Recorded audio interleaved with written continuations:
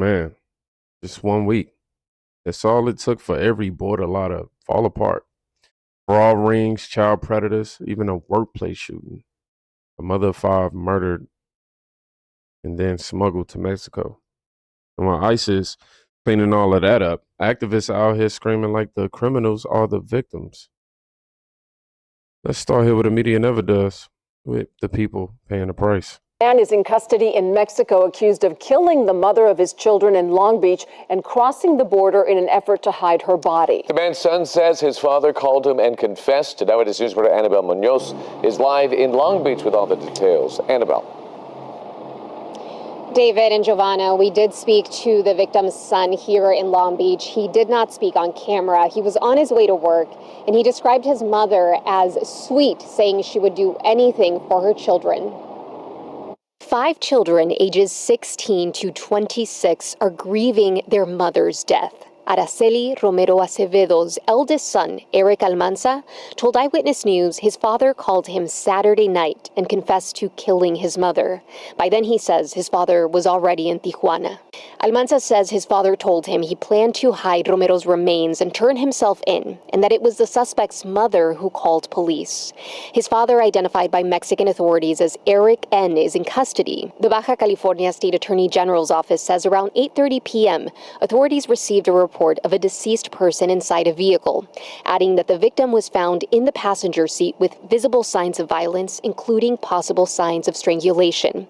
They identified Eric N. as the victim's alleged romantic partner and said he suspected of committing the crime in Long Beach and then driving across the border. According to Almanza, his parents had argued that afternoon and his mother was taking his father to work around 3 p.m. He says Romero was born and raised in Tijuana before moving to the U.S., where she graduated from a trade school to work in medical billing before doing tax-related work. Almanza says his mother really cared about her kids and would help pick them up through life's ups and downs. How can you watch something like that and convince yourself that sanctuary policies are humane? A mother of 5 murdered and a body driven across the border like almost a movie. Horrible. This isn't compassion. This is the result of politicians who turned immigration into somewhat of a social experiment, if you ask me. And the second immigration status get mentioned, everyone preaching humanity suddenly goes quiet. And if you think that's the worst of this week, I want you to watch this next one, because the media always goes, nobody's coming for your kids. But here's the reality. These are the 5 suspects that were arrested, and we will send these to your outlets electronically also. You'll have them as soon as this is over with. 2 of them have ICE detainers out. They're wanted by the federal authorities. I will not go into why they were wanted. I would defer y'all to ICE. I can tell you these folks here have been handled before for criminal activities. I'll let you do your research. These are very dangerous individuals that would, if it was up to them, they would be preying on our children right now. These are the 5 suspects that were arrested, and we will send these to your outlets. 5 grown men showed up thinking they're meeting a child. A child. And 2 of them, illegal aliens with ICE detainers and prior criminal history. Let me be blunt. You cannot be pro-kid and anti-ICE in the same breath after watching something like this. This next case shows why the stakes aren't theatrical. They're life and death. Now, here's what happens when the just let them stay crowd gets their way. New this morning, San Antonio police have identified 21-year-old Jose Hernandez as the shooter in Saturday's shooting at a landscaping company. This happened yesterday morning that we first brought to you on GMSA. This happened on Stall Road on the northeast side. Police say Hernandez is employed at the location and showed up and started to shoot at other employees. 3 people died. He was later found dead with a self-inflicted gunshot wound. Now, police still have not released a motive. New this morning, San Antonio police have a 21-year-old illegal alien kills 3 co-workers at a landscaping business. That's sad, man. You clock in and you never come home. Somehow, ICE is the villain. ICE didn't create this. ICE shows up after everyone else ignored the warning signs. And if you think this is isolated, DHS just proved it's not even close. Watch what DHS found when they finally started checking the paperwork. Since September 19th, officers from our Fraud Detection and National Security Directorate, working in teams, have conducted over 1,000 site visits across the Minneapolis-St. Paul area as part of this operation. What they found should shock all of America. Focusing on a list of over 1,000 target cases involving more than 900 individuals, our officers encountered blatant marriage fraud, visa overstays, people claiming to work at businesses that can't be found, forged documents, abuse of the H-1B visa system, abuse of the F-1 visas, and many other discrepancies. Over the course of the operation, our officers found indication of fraud, non-compliance, or public safety and national security concerns in nearly a little less than 50% of the cases interviewed. We found troubling patterns with the Uniting for Ukraine program that should have raised serious concerns under other administrations, such as an individual filing to sponsor more than 100 aliens, and organizations sponsoring hundreds. We are continuing to investigate these cases. Some of the other troubling cases that our officers found. In one case, officers identified an alien who had overstayed his visa waiver, who was the son of a known or suspected terrorist on the no-fly list. He had previously been found to have engaged in marriage fraud, which resulted in the denial of several immigration benefit requests. He was arrested and is now presently being returned to his country of origin. In another, an individual admitted to obtaining a fake death certificate in Kenya for just $100 to prove he was no longer married. In reality, his wife is alive, living here in Minneapolis, and is the mother of 5 of his children. And incidentally, he has another wife living in Sweden with whom he has an additional 3 children. In another case, an alien entered the United States without inspection in 2023, was released by Border Patrol. The alien married a U.S. citizen while in removal proceedings and was interviewed at the Minneapolis-St. Paul USCIS field office just last week, where both he and his American spouse, stated under oath that their marriage was legitimate. The USCIS officers conducting the interview were suspicious. The site visits were authorized the same day. The American spouse ultimately that afternoon admitted the marriage was fraudulent and entered into solely for immigration purposes and withdrew her petition for that alien. This type of same-day action for interview, from interview to site visit, has really never happened before. And I am incredibly impressed and thankful to the diligent work of the agents who made that happen for the first time, but not for the last time. And finally, I wanted to note, in one case, an alien engaged in marriage fraud by taking advantage of an elderly U.S. citizen spouse, including threats and severe neglect. The American spouse was able to divorce the alien with the help of her family and caregivers, but the family still lives in fear of retaliation from the alien over the failed marriage fraud scam. These are not victimless crimes. Every case of fraud we uncover damages our national security, undermines the integrity of our immigration system, and as I just gave you an example, has real consequences. I want the American people to know that we are declaring war on immigration fraud. We will continue to pursue those who seek to abuse our immigration system using every tool at our disposal. This operation, Twin Shield, is just the first phase of what we are looking at. The critical information gathered, the fraud patterns uncovered, will help us to combat fraud at the next level. We now begin the process of analyzing, cross-checking, reviewing cases using these results. These investigations will help us determine the next steps in many cases. We will be looking at grants of immigration benefits already given. We will be looking at other patterns, and we will be re-examining benefits to determine whether rescission, revocation is appropriate in any of these cases. Additionally, I would say right now that if you seek to commit immigration fraud in this country, you will find yourself meeting with our officers at USCIS. You will meet officers within our federal partners at ICE, CBP, FBI, DEA, whoever is working with us. And you will find yourself not only without benefits, but you will find yourself prosecuted. We will continue to tirelessly work with the U.S. Attorney's Office here in Minnesota, as well as in every other jurisdiction, to make sure that these cases are treated as they should be, and that aliens, attorneys, preparers, others who engage in immigration fraud are properly punished. Nearly 50% of high-risk cases in Minneapolis showed serious fraud.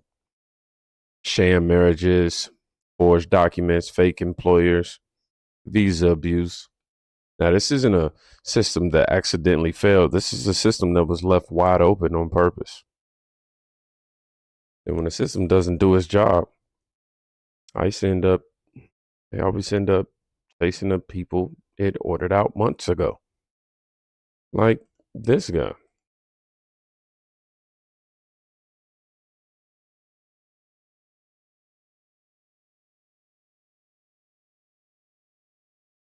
Oh. I'm so sorry, y'all. It wasn't much.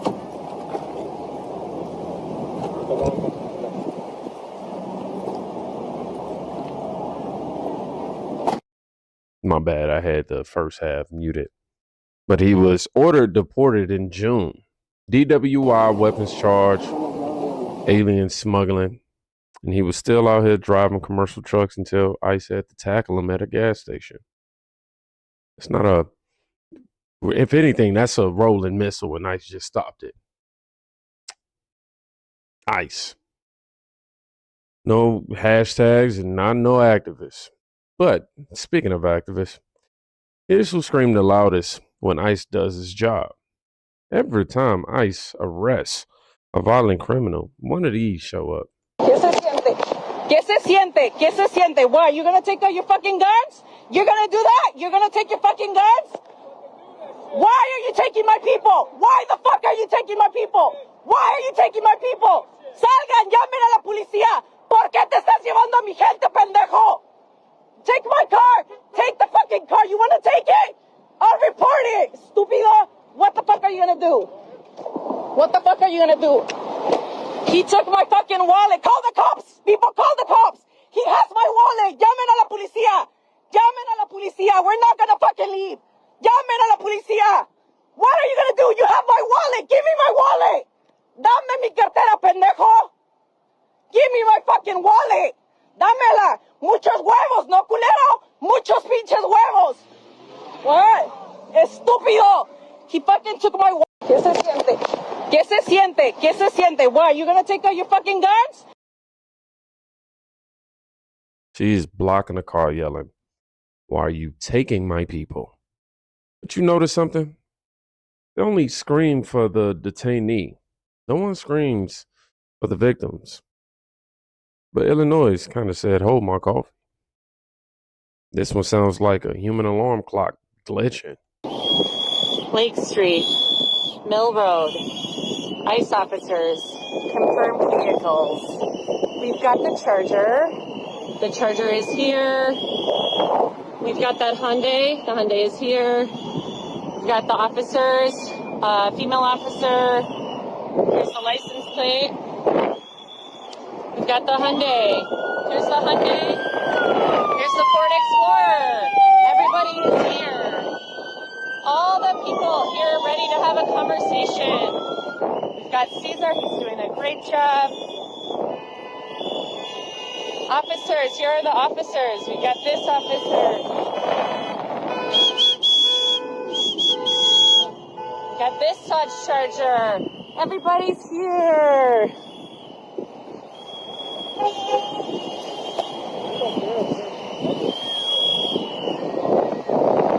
You have the right not to answer questions. You have the right to remain silent. You have the right to videotape. You have the right not to answer questions. You have the right not to sign paperwork. You have the right not to answer questions. You have the right to videotape. You have the right to document. your name? Speak. What's your name?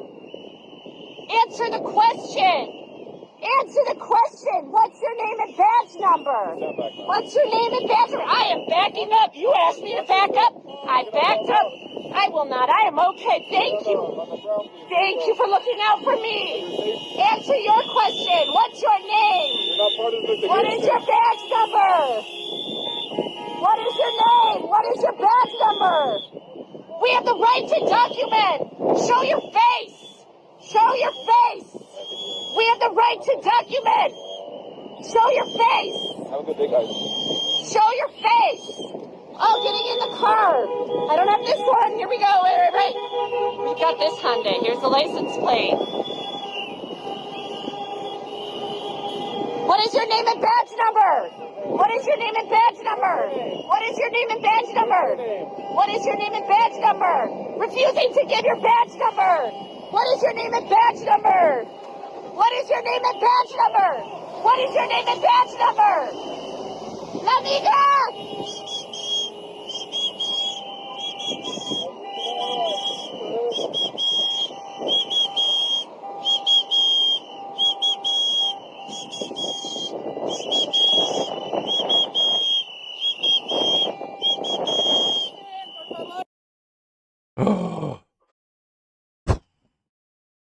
Whew. You have the right to be okay. What's your badge number? Show your face. Ma'am, these agents are dealing with fugitives. I'm filming a Netflix docu-series right now.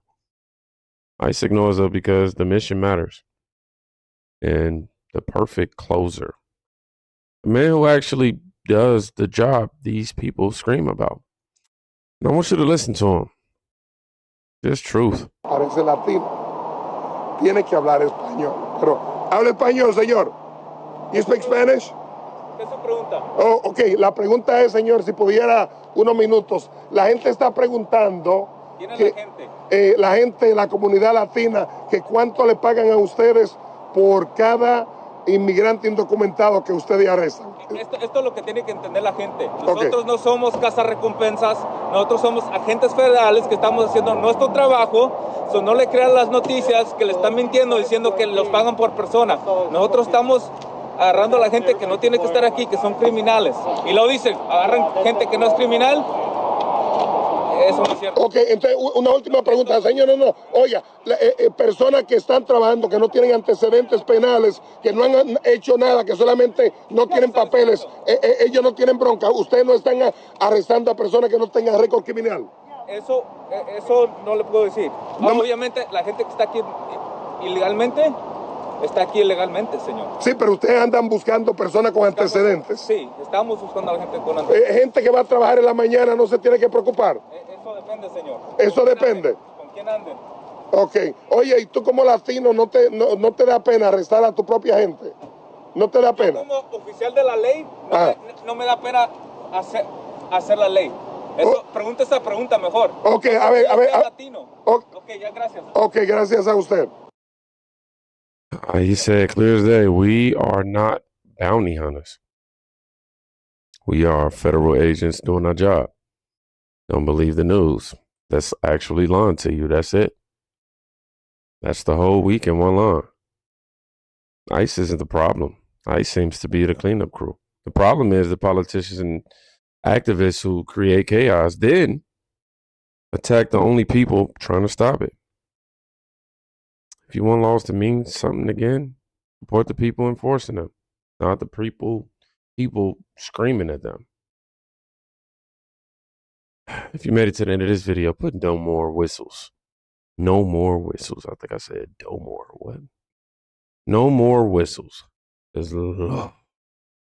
Y'all be safe. Go check on a friend today. You can quite literally be saving their life.